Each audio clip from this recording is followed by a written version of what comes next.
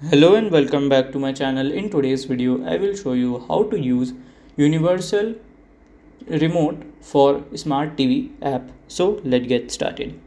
So here we can see the Universal TV remote. So to use that, you have to follow this easy step. So first of all, open it. Okay.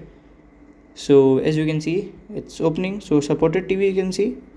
So basically in your phone it should be IR available option. Okay, if you don't have IR option, then you can't. Just click on start, you can select your language. Okay, so basically IR is a sensor like IR remote, smart remote. You can just click like connect to a Wi-Fi and it will be done.